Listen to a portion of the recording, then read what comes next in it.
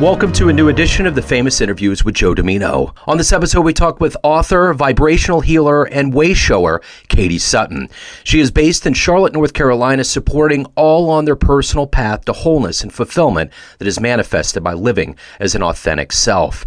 After investing more than a decade in a combination of research into natural remedies to her personal health concerns, formal study in undergraduate and graduate programs at the Boulder Psychic Institute, and certifications in professional and wellness coaching, Katie founded Zen Within Academy.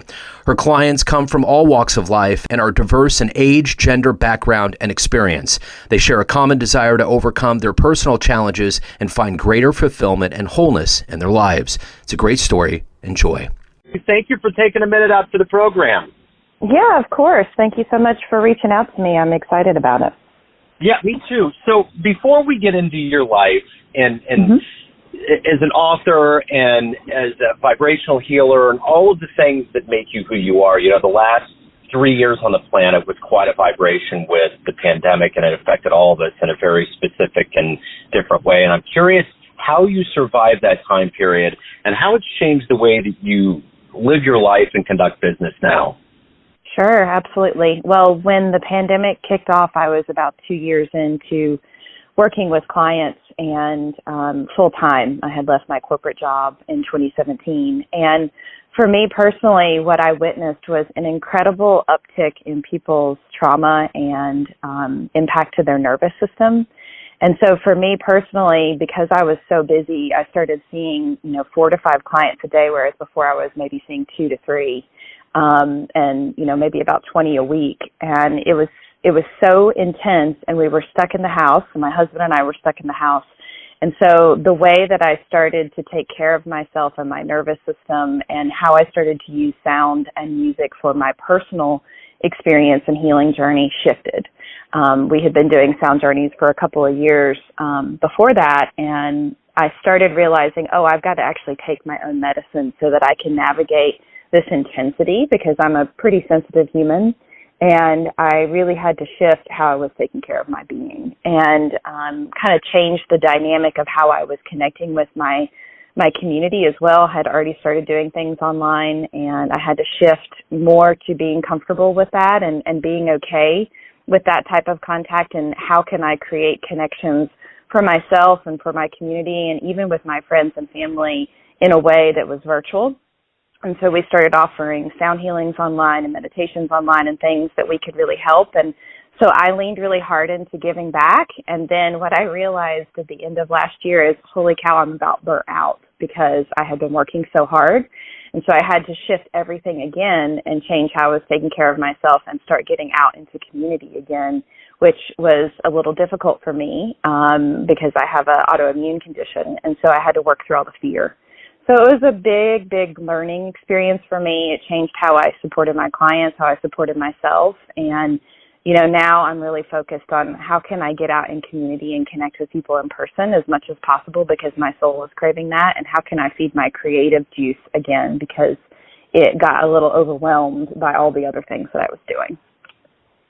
So let's get to a more elemental level of what you do on a daily basis. And I'm going to ask you, hypothetically, to be in front of a bunch of third graders at a career day. Okay. And one of the children looks up at you and asks, what do you do for a living? How do you answer that child? So when I talk to children, I say that I help people deal with the emotions that they've buried. And I help people find words and expression of those emotions. And I help to use sound and energy medicine and meditation techniques and all the different things that I offer to get those emotions out so they don't make us sick.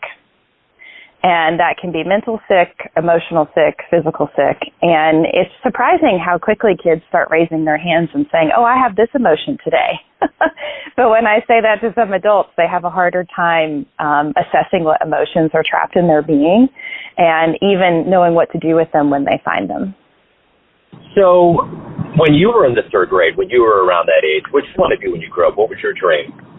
I wanted to be a veterinarian, and then quickly after that, it shifted to wanting to be CEO of a technology company. Well, then that's an interesting path to where you're at now.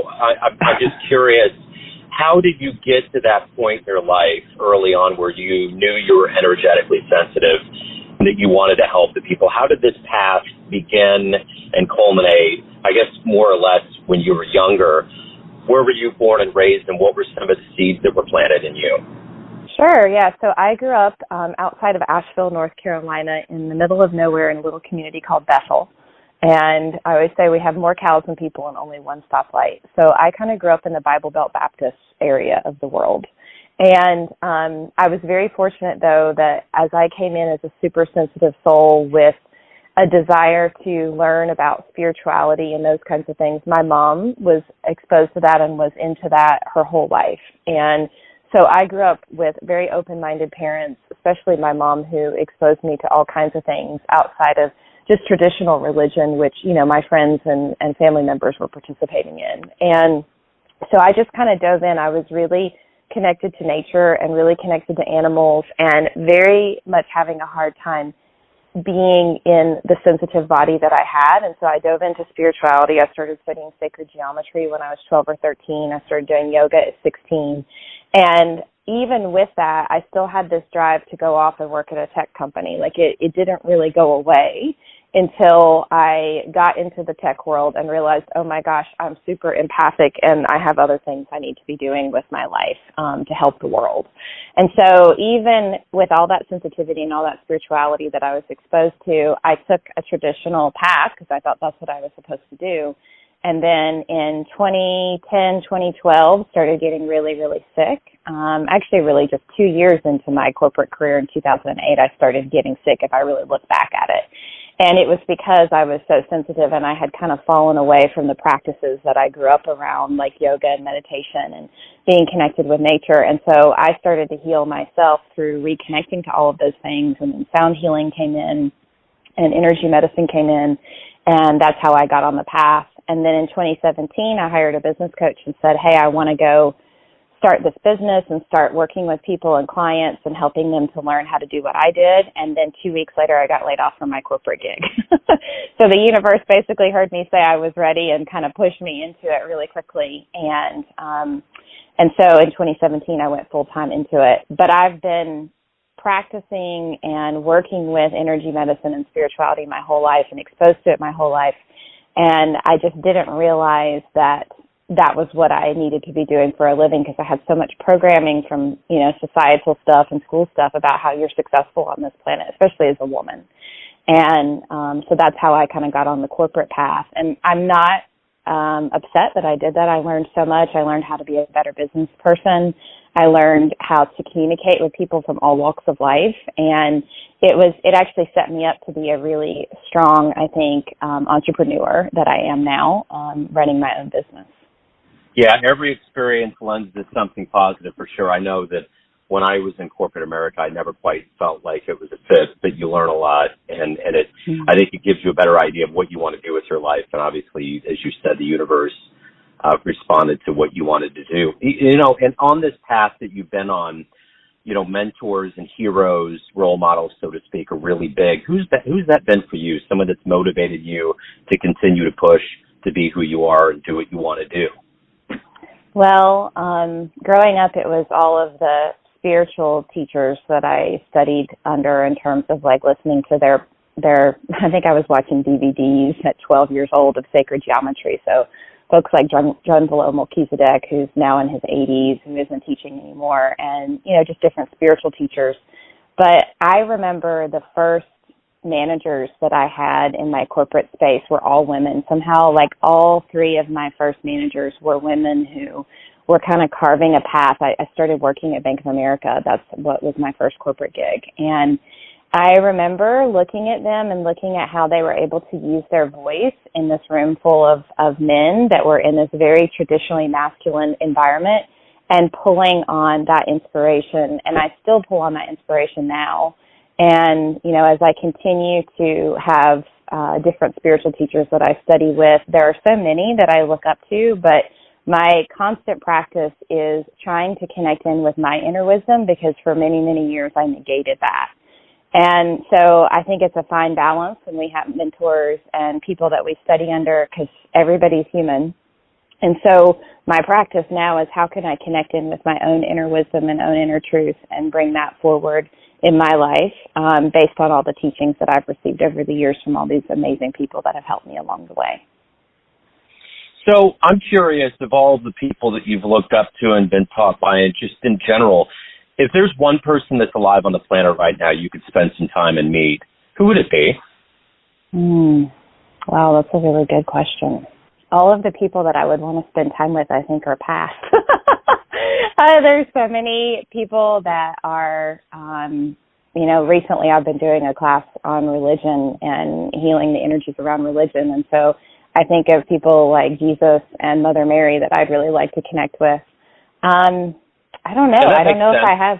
Yeah, I don't know if I have anybody that's living today. It's all of the spiritual teachers of long ago, Buddha, all those that I would love to connect with at a deeper level, and we can only cultivate that connection on the etheric plane at the moment. But I think I would be more leaning towards that, actually. So the one thing, too, about what you do is you give a lot. There's a lot about, it's not just like, as you know, with a corporate job, there's a aspect where you just go in and you're just kind of doing something for money, but you're doing a much more than that. And I'm curious, what is it that motivates you? Every day you wake up and you do the things that you want to do. What is the ultimate motivator for you?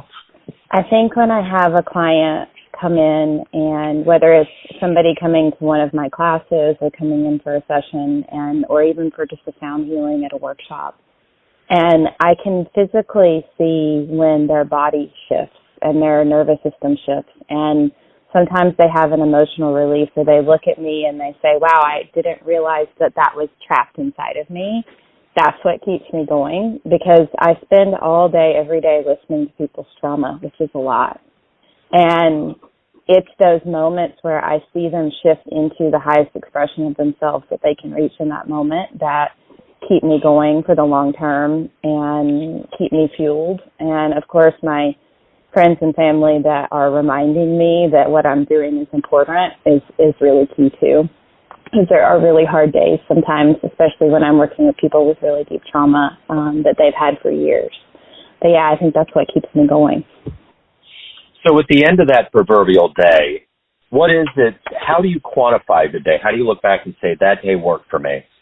There's a feeling to it. When I know that regardless of what others experienced in my work, that I felt the connection and I felt that I gave it my best and I felt like I held as open of a space as I could in a place of non-judgment and love, that's a successful day for me. And on the days that I'm not working, it's honestly how am I cultivating that frequency for myself, which is normally doing something creative like playing music or going out in nature. That's how I hold that vibration. And so if I can tap into my heart and I can feel my heart and I can feel the love that exists there, that's a good day for me. So of all of the things that you've accomplished and done, the paths you've gone down in your life, what are you the proudest of? I think I'm the most proud of the community that we've created. We moved to Charlotte, which wasn't a very spiritually minded community in 2006, and we started doing sound healing and vibrational healing and workshops before people even knew what it was, and it was scary because we had to explain every single time what we were doing, and now it's kind of a popular thing, at least here. And I'm really proud that I still have connections from those very first workshops that we taught, and the community continues to build. And these are people that are sensitive like me and maybe are having a hard time in their family unit being accepted. And I am confident that they can come to anything that we create and they feel like they're loved and they feel like they have a home to, like a soul family to connect with. I think that's what I'm most proud of. So if you were to have a dream tonight and run into, say, a 20-year-old version of yourself, you could give that younger version of you a piece of advice based on the wisdom that you've gained in your life, what would you tell that younger version? I would tell her not to give up. I would tell her not to eat her feelings or use, technology or anything to separate from my feelings. And I would tell her to not stop using her voice. I would tell her not to shut her voice down. And to trust that even though she's still a baby and she's still got a heck of a lot to learn and will continue to have a heck of a lot to learn probably her whole life, that there's immense wisdom inside of her and not to forget that. Everyone out there has a perception of you, an idea of who they think you are, your family, your friends, clients, colleagues, but ultimately you're in control of your life. What's your perception of you? Who do you think you are? I think I am a really sensitive soul that is a recovering people pleaser that is trying to learn how to express herself and to feel as confident as people think that she is, especially when I'm performing and I'm bringing sound healing through. That's when I feel at my highest expression because I'm just allowing it to flow. And that's what I want people to see more of in all of my teachings and my sessions.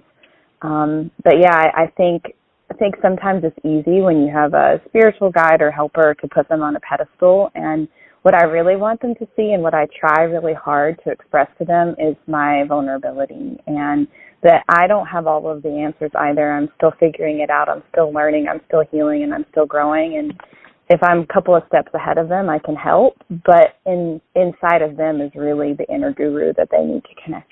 So as we look into 2023 now, and we've come out of a pandemic and the world's waking up, do you see that we're heading into a more enlightened age? Do you see good things happening from your perspective, from your feel on things? I do. I am really encouraged by the new types of people that are showing up on my couch every day. I have more male clients than I've ever had. I have kids coming to see me. I have parents of young children coming to see me, and that's really the generation that's going to, I think, take us in to this highest expression of who we can be as a collective here on this planet.